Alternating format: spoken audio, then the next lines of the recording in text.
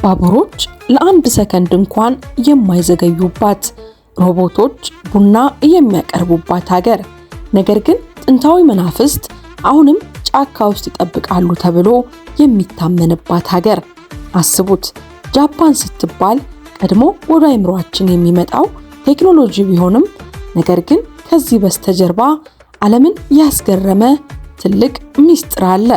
ይህች ሀገር በሚሊዮኖች የሚቆጠሩ ወጣቶች ትዳርና ልጅ መውለድን ትተው ስራ ላይ ብቻ ያተኮሩባት፣ በሌላ በኩል ደግሞ አዛውንቶቿ እስከ 100 ዓመት ድረስ በጤና የሚቆዩባት ድንቅ ምድር ናት። ዛሬ በሚሊዮኖች የሚቆጠሩ ቱሪስቶችና ግዙፍ ኩባንያዎች ለምን ወደ ጃፓን እንደሚተሙ ብቻ ሳይሆን ጃፓንን የቀረጻት ያ የመጀመሪያው አስፈሪ የጦር ታሪክ ምን እንደሚመስል በዝርዝር እናያለን። ተዘጋጁ። ጃፓን እርስዎ እንደሚያስቧት ፈጽሞ አይደለችም። ጃፓን በአሁኑ ጊዜ በዓለም ላይ ካሉ ሀገራት በበለጠ ፍጥነት እያረጀች ያለች ሀገር ነች። ከህዝቧ 30% የሚሆነው እድሜያቸው ከ35 ዓመት በላይ ነው። ለምን ረጅም እድሜ ይኖራሉ? ምስጢሩ ምንድነው ካላችሁ ደግሞ ኢኪጋይ ይሰኛል። ኢኪጋይ ለመሆኑ ምን ማለት ነው? ይህም ፍልስፍናቸው ነው። እያንዳንዱ ጃፓናዊ ጧት ሲነቃ የሚኖርለት ዓላማ አለው። ከዚህም በተጨማሪ ሃራሃቺቦ የተባለውን የአመጋገብ ዘዴን ይከተላሉ። ይህም ሆዳቸው 80% ሲሞላ መመገብ ማቆም ማለት ነው። ይህ ማለት ሳይጠግቡ እንደማለት ነው። ይህም እንደ ስኳርና የልብ በሽታ ካሉ ችግሮች ይጠብቃቸዋል። ታዲያ ጃፓን አሁን ላይ አንድ ትልቅ ስጋት ፊቷ ላይ ተደቅኗል። እሱም የአዲሱ ትውልድ መጥፋት ይሰኛል። ጃፓን አዲስ ትውልድ እያጣች ነው። ምክንያቱም ወጣቶች የሥራ ጫና እጅግ ከፍተኛ ነው። ካሮሺ በመባል የሚታወቅ ቃል ተፈጥሮላቸዋል። እሱም በሥራ ብዛት መሞት ነው። ታዲያ የዚህ የሥራ ብዛት ውጤትም ወጣቶች ለትዳርና ለፍቅር ጊዜ የላቸውም። የልጆች ማሳደጊያ ወጪም በጣም ከባድ በመሆኑ ብዙዎች ላለመውለድ ወስነዋል።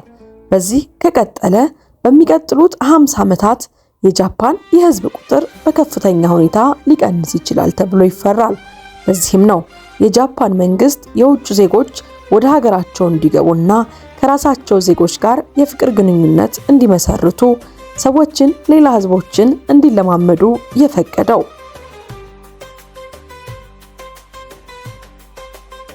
በጃፓን ትምህርት ቤት ማለት ዕውቀት ብቻ ሳይሆን ስነ ምግባር የሚቀረጽበት ቦታ ነው። የትምህርት ስርዓቱም ተማሪዎች 4ኛ ክፍል እስኪደርሱ ድረስ ምንም አይነት ከባድ ፈተናን አይፈተኑም። ትኩረቱም በባህሪያቸው ግንባታ ላይ ነው። ተማሪዎች ራሳቸው ምሳቸውን ያቀርባሉ፣ ክፍላቸውንና ሽንት ቤታቸውን ያጸዳሉ። ይህም ትህትናንና የጋራ ኃላፊነትን ያስተምራቸዋል። ለዚህም ጃፓን የወደፊት ዜጎቿ ላይ በደንብ በአትኩሮት እየሰራች ነው። ጃፓን በንጉሳዊ ስርዓት የምትመራ ብትሆንም ንጉሱ ፍጹም ስልጣን የለውም። እሱ የሀገሪቱ የአንድነት ምልክት ብቻ ነው። ዋናው ስልጣን በፓርላማው እናም በጠቅላይ ሚኒስትሩ እጅ ነው። የጃፓን መንግስት ለህዝቡ ደህንነትና ለስርዓት እጅግ የሆነ ከፍተኛ ትኩረትን ይሰጣል። ጃፓናውያን ለምግብ ያላቸው እይታ የተለየ ነው። ምግብ ለነሱ ጣዕም ብቻ ሳይሆን ጤናም ነው።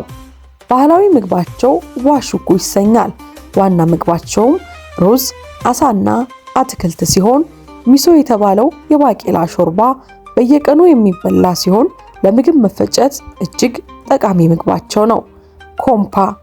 ኮምፓ ሜዲሲን፣ ይህ ከቻይና ተሻሽሎ የመጣ ጥንታዊ የጃፓን ሕክምና ነው። ጃፓናውያን በሽታ ከመጣ በኋላ መታከምን ሳይሆን በሽታ እንዳይመጣ መከላከል ላይ ያምናሉ። ብዙዎቹ ዘመናዊ ፋርማሲዎች እንኳን ሳይቀሩ እነዚህን ባህላዊ የቅጠላቅጠል መድኃኒቶች ጎን ለጎን አብረው ይሸጧቸዋል። የጃፓን ኢንዱስትሪ በዓለም ላይ ተወዳዳሪ የሌለው ጥራት ላይ እያተኮረ ነው። የጃፓን ባቡሮች በሰዓት 320 ኪሎ ሜትር ይወነጨፋሉ። የሚገርመው ግን በዓመት ውስጥ ያለው አማካይ የባቡሩ የሚዘገይበት ጊዜ ከ30 ሰከንድ በፍጹም አይበልጥም። ጃፓን የጥንት ስልጣኔዋን ይዛ ወደፊት የምትጓዝ ሀገር ነች። ነገር ግን የህዝብ ቁጥር መቀነስ ትልቁ የቤት ስራዋ ሆኗል። ይህች የሰላም የዲሲፕሊን ሀገር ይህንን ችግር እንዴት ትፈታ ይሆን? የጃፓን ታሪክ የሚያስተምረን ነገር ቢኖር ምንም አይነት ችግር ቢመጣ በጋራ በመስራት ማሸነፍ እንደሚቻል ነው። ዓለማችን በአሁኑ ሰዓት ወደ ጃፓን እየተመለከተች ነው። ጃፓን ባሳለፍነው ዓመት በ2025 እና በአሁን በገባው አዲስ ዓመትም በ2026 ብቻ በሚሊዮኖች የሚቆጠሩ ቱሪስቶችና ግዙፍ ዓለም አቀፍ ኩባንያዎች ሻንጣቸውን ጠቅልለው ወደዚች ምድር እየገቡ ነው። ግን ለምን? ይህች ሀገር ምን አይነት አስማት አላት? ዛሬ በሚሊዮን የሚቆጠሩ ቱሪስቶች ለምን ቤታቸውን ጥለው ወደ ጃፓን እንደሚተሙና ግዙፍ ኩባንያዎችስ ለምን ጃፓንን የንግድ ማዕከላቸው አድርጎ እንደሚያስቡ ሚስጥሮችን እንመለከታለን። ቱሪስቶች ለምን ጃፓንን ይመርጣሉ ካላችሁኝ፣ ቱሪስቶች ጃፓንን የሚመርጡት ዝም ብለው አይደለም። ዋና ዋና ምክንያቶች አሏቸው። አንደኛው ፍጹም ደህንነት ሲሆን ጃፓን በዓለም ላይ ካሉ ደህንነታቸው የተጠበቀ ቀዳሚ ሀገራት ዋነኛዋ ናት። ስልክህን መንገድ ላይ ብትረሳው እንኳን ተመልሰህ የምታገኝበት እድል እጅግ ከፍተኛ ነው። ለቤተሰብና ለግል ተጓዦች ጃፓን የምድር ገነታቸው ናት። ሁለተኛ ምክንያት የሚሆናችሁ ደግሞ የባህልና የዘመናዊነት ድብልቅ ነች። በአንድ በኩል በሺዎች የሚቆጠሩ ዓመታትን ያስቆጠሩ ቤተ መቅደሶችን ታያለህ። በሌላ በኩል ደግሞ ልክ እንደ ሳይንስ ፊልም የሚመስሉ የቴክኖሎጂ ከተማዎችን ታገኛለህ። ሶስተኛውና ዋና የሚባለው ደግሞ የመስተንግዶ ጥበባቸው ነው። በጃፓን እንግዳ መሆን ማለት ልክ እንደ ንጉስ መታየት ማለት ነው። የትም ቦታ ብትሄድ የሚደረግልህ ክብርና ትህትና ሌላ ቦታ በፍጹም አይገኝም።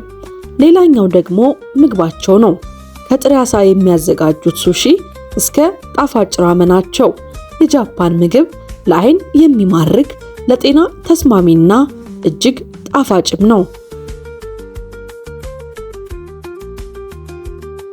ግዙፍ ዓለም አቀፍ ኩባንያዎች እንደ ጉግል፣ አፕል እና መኪና አምራቾች ለምን ጃፓንን ይመርጧታል? ዋናው ነገር የተማረና ታታሪ የሰው ኃይል ነው። ጃፓናውያን በስራ ዲሲፕሊንና በጥራት አይደራደሩም።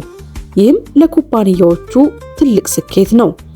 ሌላው ደግሞ የመሰረተ ልማት ጥራት፣ ፈጣን ኢንተርኔት፣ ለሰከንድ እንኳን የማይዘገዩ ባቡሮችና እጅግ ዘመናዊ ወደቦች ጃፓንን የንግድ ማዕከል አድርጓታል። ሌላው ደግሞ ጃፓን በኢኮኖሚም ሆነ በፖለቲካ እጅግ የተረጋጋች ሀገር መሆኗ ነው። ኩባንያዎች ሀብታቸውን ለማፍሰስ አይፈሩም። በጂኦግራፊያዊ አቀማመጧ ለቻይና፣ ለኮሪያና ለደቡብ ምስራቅ እስያ ገበያዎች በጣም ቅርብ በመሆኗ ለንግድ ስትራቴጂካዊ ቦታ ነች።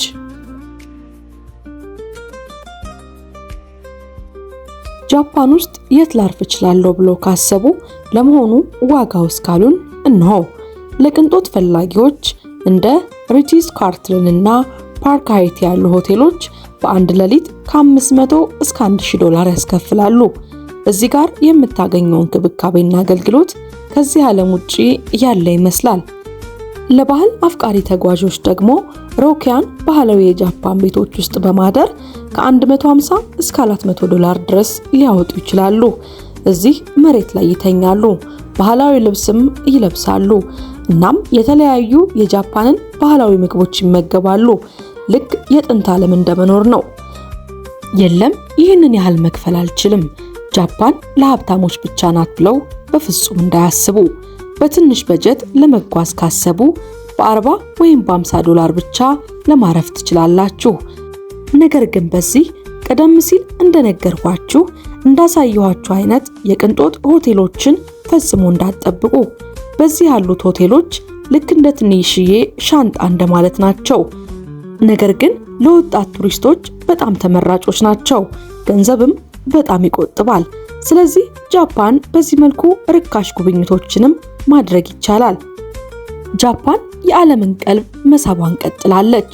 በቴክኖሎጂ የበለጸገች፣ በባህል የደመቀችና በስርዓት የታነጸች ሀገር። ኩባንያዎችም ሆኑ ቱሪስቶች ጃፓንን የሚመርጡበት አንድ ነገርን ፍለጋ ነው፣ ፍጹም የሆነ ጥራትን። እናንተስ ጃፓን ብትሄዱ ምን ማየት ትፈልጋላችሁ? ወይስ እዛው መኖር ትመርጡ ይሆን? ሐሳባችሁን በኮሜንት አሳውቁኝና ወደ ቀጣዩ እንሻገር። ጃፓን እንዴት በዓለም ላይ ካሉ ሀያላን ሀገራት አንዷ ልትሆን ቻለች? ምስጢሩ ያለው በታሪኳ ነው፣ በሰራዊቷና ባላት የማይበገር መንፈስ ውስጥ። ጃፓንን ዛሬ የምናውቃት ጃፓን እንድትሆን የቀረጻትን ያ የመጀመሪያው አስፈሪ ጦርነት ታሪክ ምን እንደሚመስል በዝርዝር እንመልከት። የጃፓን የመጀመሪያው ጦር በ1894 እንደ አውሮፓውያኖቹ አቆጣጠር በይፋ ሲመሰረት ዓላማው ጃፓንን ከምዕራባውያን ተጽዕኖ መጠበቅ ነበረ። ታዲያ የዚህ ጦር ታሪካዊ አመሰራረት፣ ይህ ጦር የተመሰረተው በታዋቂው ጄኔራል ያማጋታ አሪቶሞ መሪነት ነው። ጄኔራሉ የጃፓን ወታደራዊ አባት በመባል ይታወቃሉ። ጦሩ የተገነባው በጥንቱ የሳይሙራ የጨዋነት ደንብ ቡሽዶ ላይ ቢሆንም የጦር ስልቱ ግን ከጀርመንና ከፈረንሳይ ወስደዋል። ታዲያ ጃፓን በርካታ የድል ታሪኮችም አሏት። አንደኛው ከቻይና ጋር በ1894 ሲሆን ይህ ጦር በፒዮንግያንግ ጦርነት ቻይናን ድል በማድረግ የእስያ የበላይነቱን አረጋገጠ። ሁለተኛው ደግሞ ከሩሲያ ጋር በ1904 ዓለምን ያስደነገጠ ድል ነው። የመጀመሪያው ጦር በያሉ ወንዝ ላይ ሩሲያን በማሸነፉ አንዲት የእስያ ሀገር የአውሮፓን ሀያል መንግስት ማሸነፍ እንደምትችል ለመጀመሪያ ጊዜ ያሳየ ሆነ። ታዲያ ይህ ጦር አሁን የለም፣ ፈርሷል።